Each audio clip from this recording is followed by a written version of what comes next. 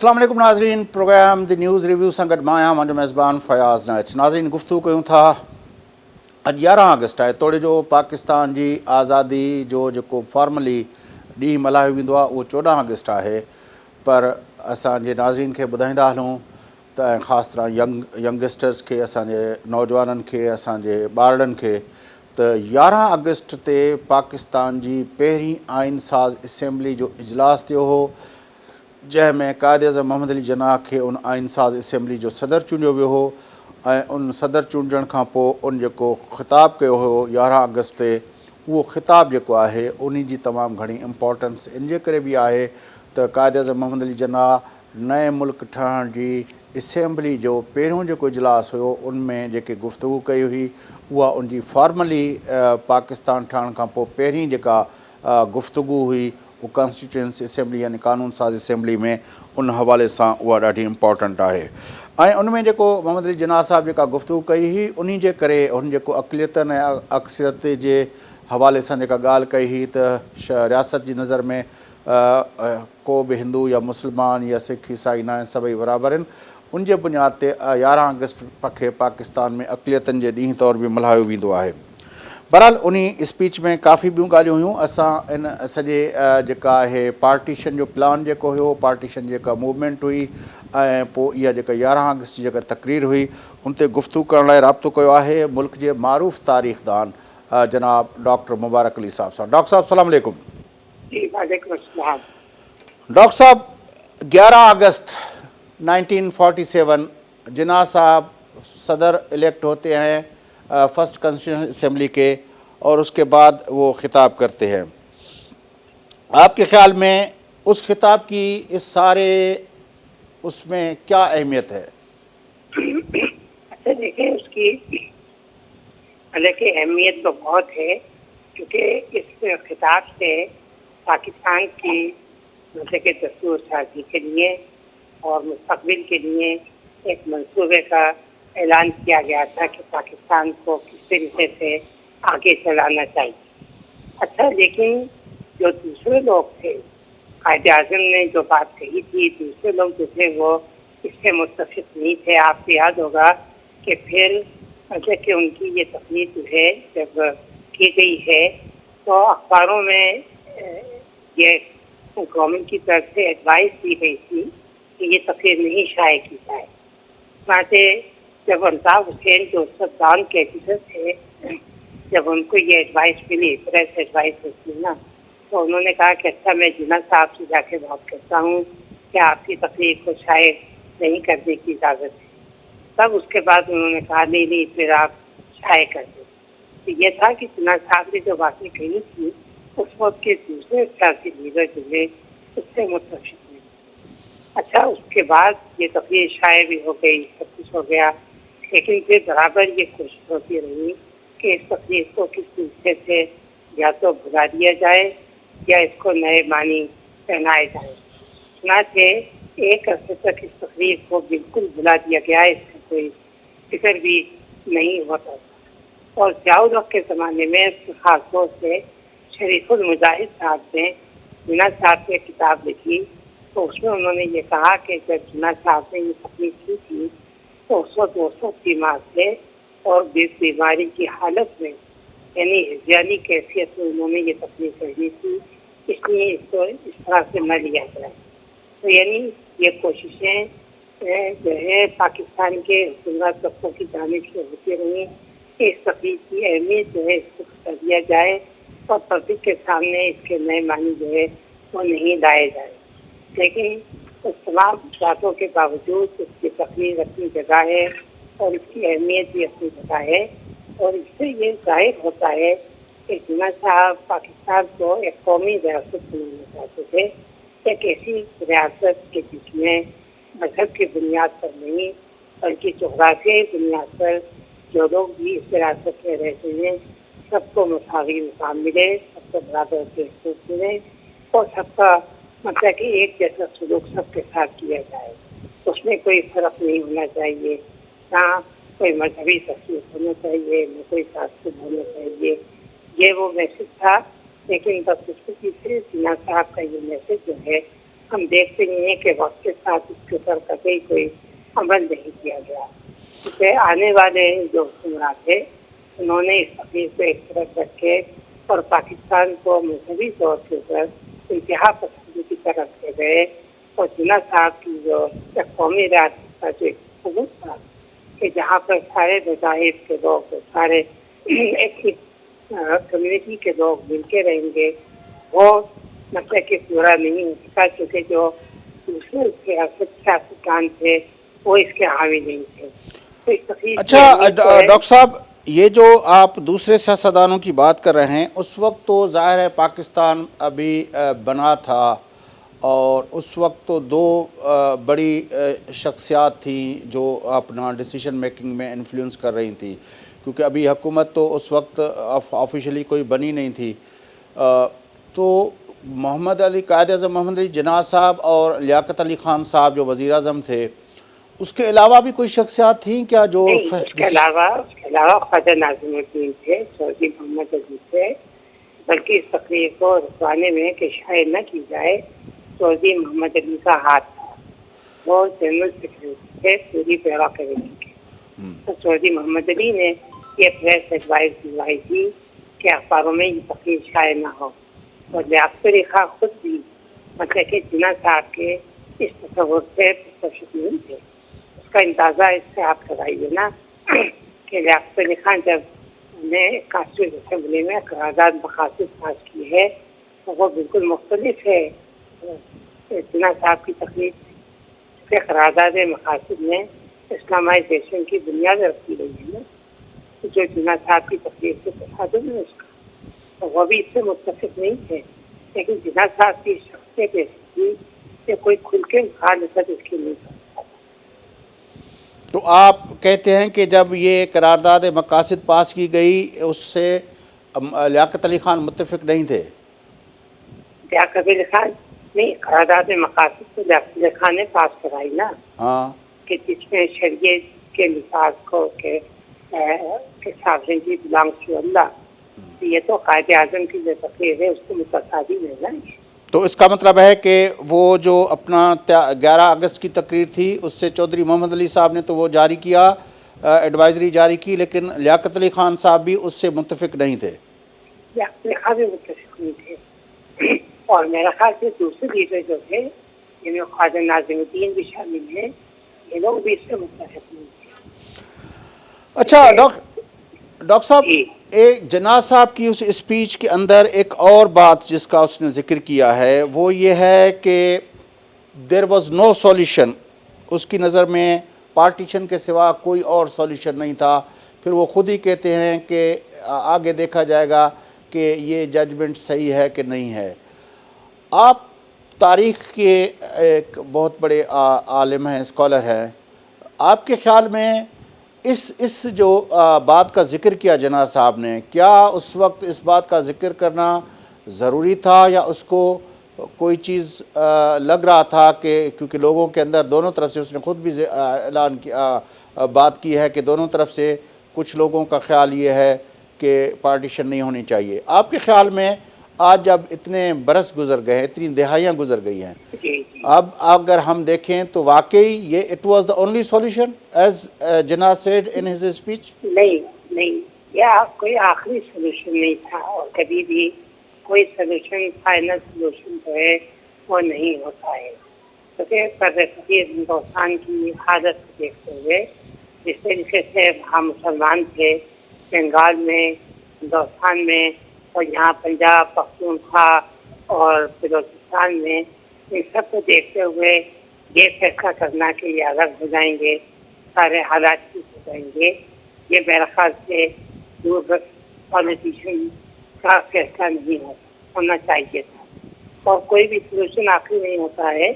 اب دیکھیں مولانا آزاد ہندوستان میں رہے تو انہوں نے کوشش کی کہ وہاں رہتے ہوئے یعنی سمجھوتے کے ساتھ مطلب کہ وہاں پر مطلب کہ رہا جائے. تو ایک سمجھوتا ایک یعنی سولوشن ہوتا ہے، ایک تصادم سولوشن ہوتا ہے. تصادم کے نتیجے میں انگریزی بھی ہوتی ہے اور فسادات بھی ہوتے ہیں. سمجھوتے کے نتیجے کے اندر آپ وقت تو لگتا ہے سمجھنے میں ایک دوسرے کو، لیکن اگر ایک دوسرے کو سمجھ جائیں تو صورتحال بہتر ہو سکتی ہے. اب یہ تاریخ کا کیا فیصلہ ہوتا اگر پارٹیشن نہیں ہوتا یہ کہنا تو مشکل ہے. یہ مستقبل کا جو بھی تھا اس کے بارے میں تو نہیں کہا جا سکتا، لیکن پارٹیشن نے جو لوگوں کو دکھ دیے ہیں اس کو دیکھتے ہوئے کہہ سکتے ہیں کہ خود میڈیا بھی جو ہے اس پارٹیشن کے نتیجے میں ہم دیکھتے ہیں کہ وہ بھی انتہا پسندی کی بلندیوں پر پہنچ گیا ہے، اور خود پاکستان کی اپنی حالت جو ہے وہ مذہبی طور پہ انتہا پسندی کی بھی ہے اور معاشی طور پر بھی بحران کا شکار ہے. تو ہمیں تقسیم کے اندر جو حل نظر آنا چاہیے تھا وہ حل نظر نہیں آیا تھا ہندوستان کے اندر، نہ پاکستان میں اور نہ ہی بنگلہ دیش کے اندر. اچھا، جو اپنا کیبنٹ مشن پلان آیا تھا اس پہ اتفاق کر لیا تھا جناح صاحب نے، اور اس سے پہلے بھی جو تاریخ دان لکھتے ہیں، مختلف لوگوں نے لکھا ہے کہ جناح صاحب ہی تو بر صغیر کے واحد لیڈر تھے جو ایک ہی وقت میں کانگریس اور مسلم لیگ کے رکن رہے، اور وہ کوشش کرتے رہے کہ کوئی اپنا ایک ایسا فارمولہ ڈھونڈا جائے جو جس پہ اتفاق ہو اور اس میں سب لوگوں کا تحفظ ہو. لیکن کیبنٹ مشن پلان کے بعد کانگریس کی لیڈرشپ چینج ہوتی ہے، ابوالکلام آزاد کی جگہ پہ پنڈت جواہر لال نہرو صاحب آتے ہیں، اور پھر وہ کہتے ہیں اپنی پہلی پریس کانفرنس کے اندر کہ ہم تو ایسی کوئی بھی سمجھوتا قبول نہیں کریں گے، ہندوستان کی جو اسمبلی ہوگی وہ آزاد ہوگی، وہ جس طرح کا آئین بنائے وہ اس کے لیے آزاد ہوگی، ہم کیبنٹ مشن پلان کو فالو کرنے کے پابند نہیں ہیں. کہا جاتا ہے کہ یہی ٹرننگ پوائنٹ تھی جہاں سے جناح صاحب کا جو اپنا بلیف تھا ایک یونائٹڈ انڈیا کا وہ ٹوٹ گیا، وہ جس کے بعد اس نے پھر دوسری بات کی.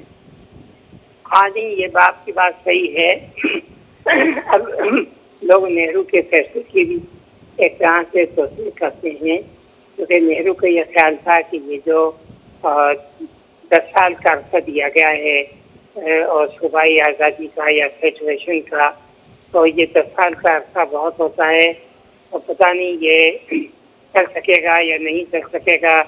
آگے چل کے، یعنی اور کتنے مسائل پیدا ہوں گے. اس سے بہتر یہ ہے کہ یونائٹڈ انڈیا رہنا چاہیے اور یہاں پر ہی ہم خود فیصلہ کریں بجائے اس کے کہ کالونیل گورنمنٹ کے فیصلے کو مانیں. تو یہ سیاستدان بعض اوقات جو فیصلے کرتے ہیں وہ غلطی ہوتے ہیں ظاہر ہے، اور جناح صاحب کا ریئیکشن بھی اس کے اوپر ایک طرح سے صحیح تھا کہ وہ تیار تھے، لیکن اس کے بعد ان کو ظاہر ہے یہ تھا کہ افسوس کہ کانگریس نے اس کی مخالفت کی. لیکن کانگریس کے ساتھ بھی یہ تھا کہ کانگریس کے اندر بھی مختلف قسم کی نظریات رکھنے والے گروہ تھے. اس میں مطلب کہ RSS کیا سمجھتی ہے کہ جو ہندو مہاسبھا کا گروپ ہے وہ بھی اس کے اندر تھا،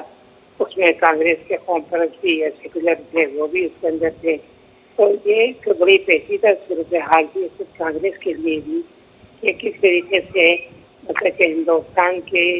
تقسیم کو مانے اور اگر نہ مانے تو کیا اس کا حل ہونا چاہیے.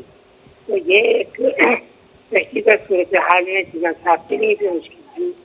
کیا کریں. اب جناح صاحب بھی یہ چاہتے تھے نا کہ پورا پنجاب جو ہے وہ پاکستان میں آنا چاہیے اور بنگال بھی کلکتہ سمیت پاکستان میں آنا چاہیے، لیکن کانگریس نے جہاں برصغیر کی مذہبی طور پہ تقسیم کی مخالفت کی، وہاں انہوں نے بنگال اور پنجاب کو مذہبی طور پہ تقسیم کرانا چاہا. یہ سیاست کے جو طریقے ہوتے ہیں، اصول ہوتے ہیں، یہ بڑے پیچیدہ ہوتے ہیں،